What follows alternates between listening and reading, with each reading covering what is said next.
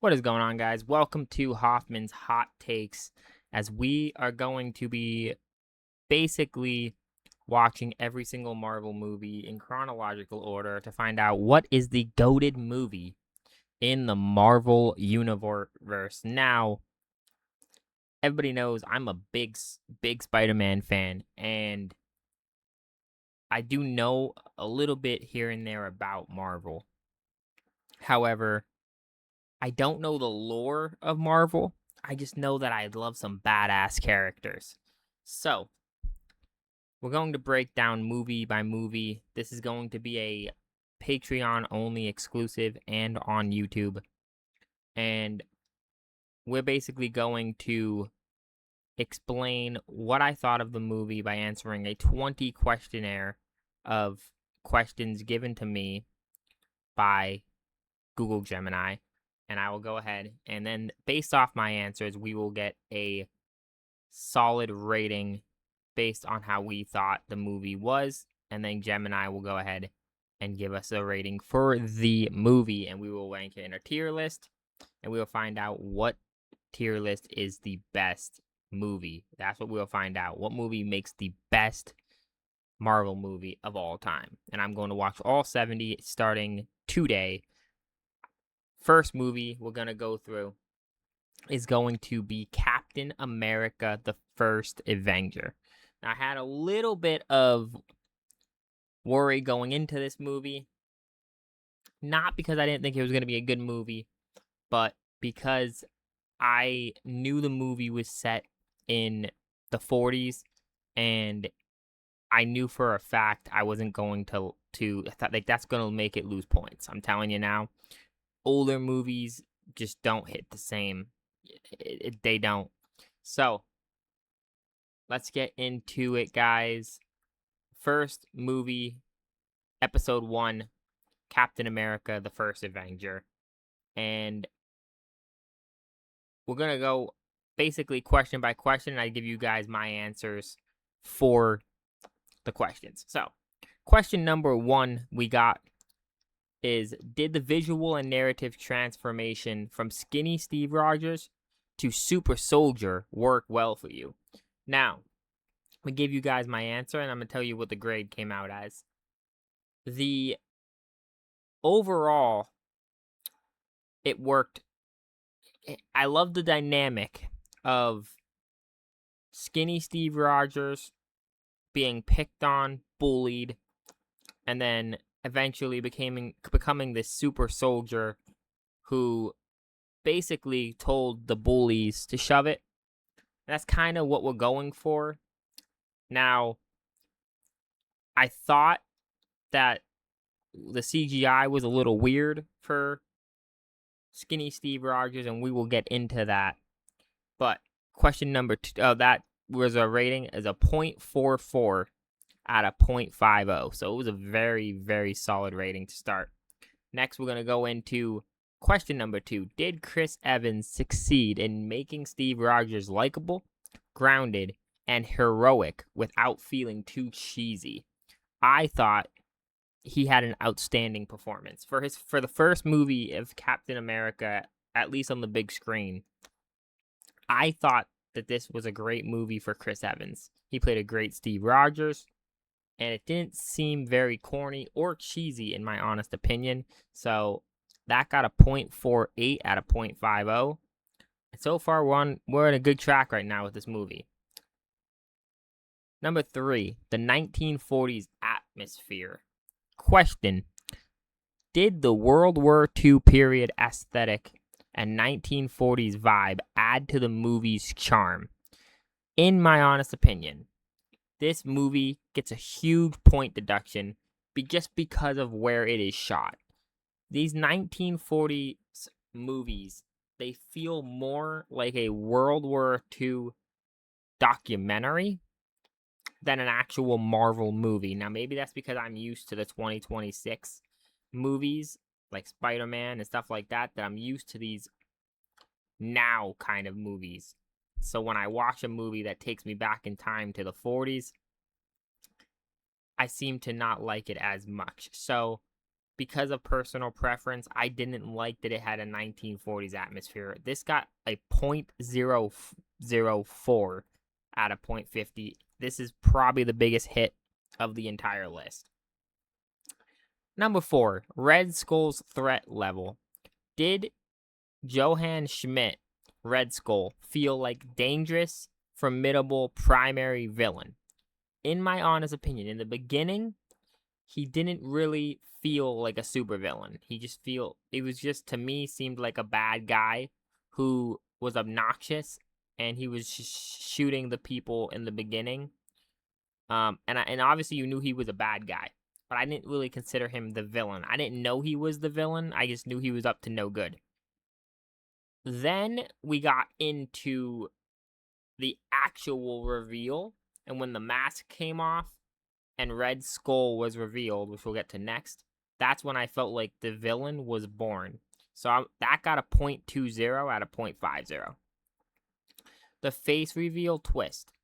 Did the moment Red Skull peel off the human face mask deliver an effective shock or twist?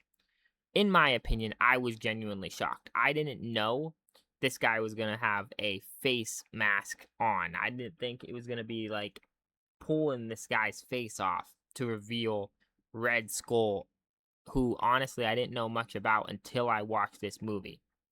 So, yes, I was genuinely shocked. .46 out of .50. Moving on. Number 6, Peggy Carter's dynamics. Did the chemistry and the dynamic between Steve Rogers and Peggy Carter feel natural and engaging? So, my take on this, the chemistry felt a little off. A bit awkward because Steve was skinny and he seemed really young, and she had no CGI on her, so she seemed a little older. It seemed a little bit more weird until he was super Steve, when he got bulk and muscular, and then it seemed more like a common relationship. But to start, it felt weird and really took away from that part of the movie, in my honest opinion. It got .18. Number 7, did Steve and Bucky's friendship feel believable enough to make you care about the bond? In my opinion, it kind of felt underutilized. You barely saw much of him in the movie outside of combat scenes. So it did take an emotional connection, and it paid off at the end, which we'll get to. But I feel like we needed to see a little bit more of him. Halfway, gave it .25. Remember, this is out of a .50 scale, guys. So next, the Hydra sci-fi tech. Did the blend of 1940s history with high-tech laser weaponry and futuristic tanks work for you? In my honest opinion, the high-tech laser blasters felt out of place when forced into the 1940s period. It just didn't seem like something that I would be expecting in a 1940s environment. So I didn't like that at all. .005.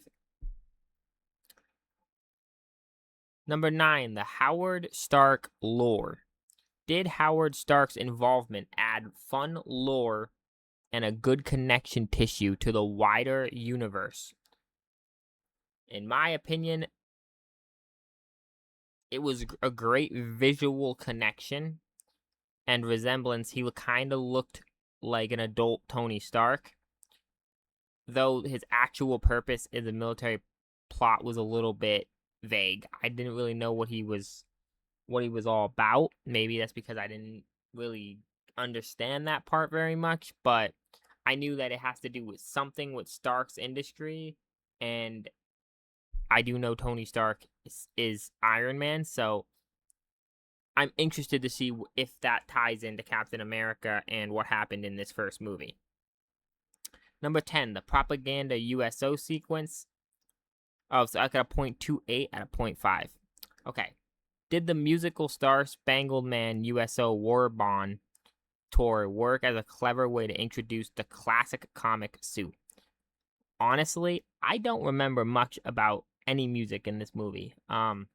If it did happen, I might not have been paying attention, but I watched the whole movie. So if I don't remember it, that should tell you something. This got a .006. If it's going to be memorable, it should be a little bit more in your face, and this just wasn't. Remember, this is all my opinion, guys, but this is my honest answer after watching the movies. Number 11, The Howling Commandos. Did Cap's specialized strike team add real value and fun chemistry to the wartime missions? My take, a middle of the road side squad. Like, they filled out battle scenes, but they didn't bring any unforgettable character moments into it. There wasn't many side characters besides Bucky. I just wasn't thrilled with the unforgettable characters. So this got a .22. Moving on to number 12, Bucky's train fall. Did Bucky's tragic fall from the train deliver strong emotional weight and consequence? I thought that the way they ended up killing off Bucky, which was very sad, was an absolute peak emotional moment of the film. Genuinely, it was a tearjerker, and it gave real consequences to the war that was happening. I was genuinely shocked, surprised, and sad that Bucky didn't grab his hand at the end. And it was the first time in the movie where I actually felt something. So this got a .45. This was very, very well done. Okay. Number 13. Runtime and pacing flow. Did the pacing stay strong after the main Hydra weapons factory was destroyed, or did it start to drag? I'm going to be honest, because that's what we're doing here in these videos. This whole movie dragged heavily. I felt like it could have been over when Red Skull pulled the face mask off, because it just felt like that was the end of the movie. And then it ended up getting into a whole like second movie almost. It seemed a little too long. Let me know in the comments down below on YouTube, and if you guys are watching on Patreon, let me know what you think, because I thought that this movie dragged like you wouldn't believe. But that got a .006, the actual flow of the movie. Number 14, Valkyrie plane battle. Was the climatic confrontation aboard Red Skull's super bomber satisfying? I thought it was a well-staged, satisfying climax inside of the actual cockpit. For a movie made in 2011, I thought it was solid. Like, it didn't look out of place. So, .38 out of .5. Number 15, Steve's ice crash. Did Steve choosing to crash the plane into the ice carry genuine emotional stakes? I thought the crash kind of felt inevitable. It did. It was a little upsetting because of what him and Peggy were saying to each other. But basically gave zero explanation on how he actually survived and was basically like sleeping for 70 years at the end of this movie. It doesn't make any sense to me. I wish they would have elaborated more. Maybe they get into it in the second Avengers, which I haven't gotten to yet, but I genuinely don't know how it wasn't explained that he was alive for 70 years sleeping, and then had also no visual change for 70 years. He didn't have any kind of change to his body. 0.15 out of 0.5. Okay, number 16. Skinny Steve CGI. Did the digital effects used to create Skinny Steve hold up well visually? Abso-freaking-lutely not. It looked terrible. Terrible. We started this movie and his head looked so much bigger than his body. And it was actually distracting to the point where I was like, this can't be real, right? Like, the CGI was so bad. Genuinely, it made it take away from the movie. The movie kicks into gear when he finally finally gets some muscle on his body. 0.008 for me. Number 17. I had a date Times Square ending. Was the modern day Times Square ending seen effective, memorable punchline or twist when he said I had a date at the end of the film? I thought, okay, a great final punchline and tragic realization that Peggy is probably dead. She looked like in the 40s. She might have been early 20s. So you're telling me he stayed perfectly like jacked and looks the same, but she's probably about 90 when he woke up. So it was a little sad. I thought that was actually very well.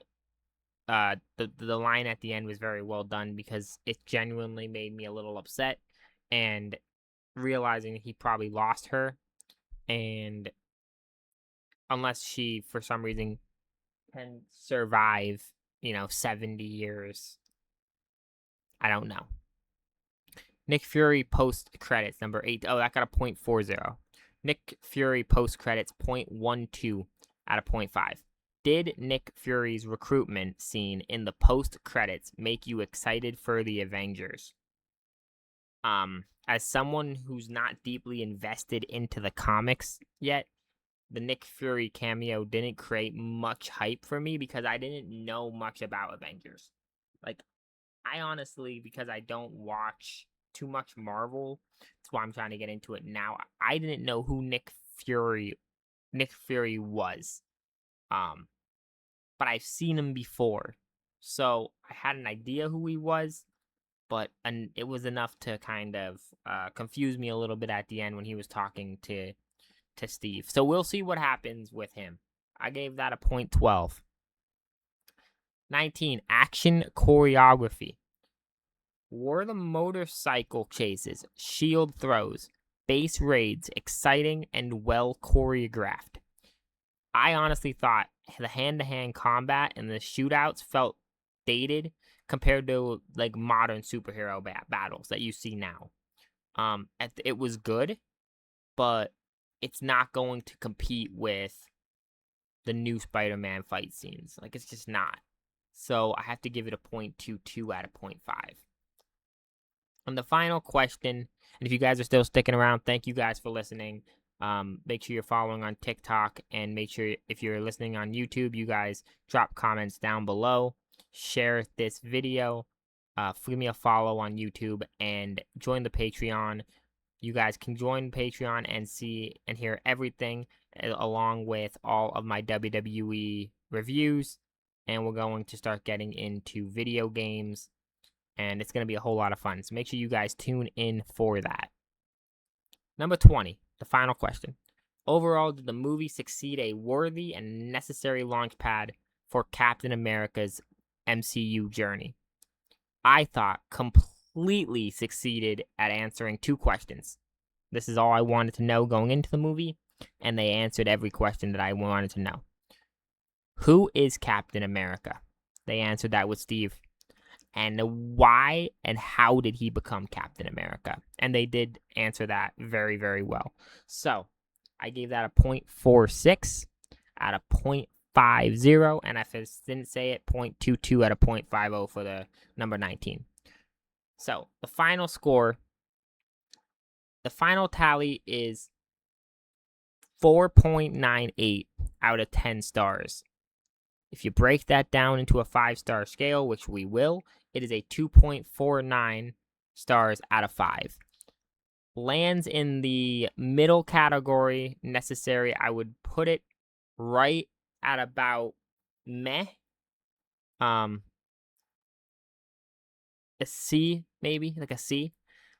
The necessary backstory for the MCU lore, but held back on very slow pacing and dry period setting. If it was more in modern times, I think I would have liked it more.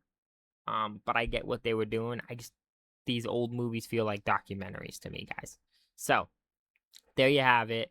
That is episode 1 of Hoffman's Hot Takes of our Marvel Marathon. And make sure you guys are listening and ready for episode 2 that I'll be posting tomorrow for the next movie we're going to be watching, which is X-Men, the First Class, it's called. So I'm excited. I know a little bit about X-Men. I just know basically Wolverine, Professor X, Magneto. It's really all I know. Beast, I think, might be one of the characters. I'm not quite sure. But we're going to watch that movie, and I'll give you guys another 20-question breakdown. If you guys like this, please comment down below and let me know if this was something you'll listen to based off of my input. And I would like you guys to comment down below and let me know, out of 5 stars, how good do you think Captain America, the first Avenger, was? Sits with me 2.49 out of 5. Thank you guys for listening, and I will see you guys tomorrow. We'll be here for episode 2, X-Men, the First Class. Take care.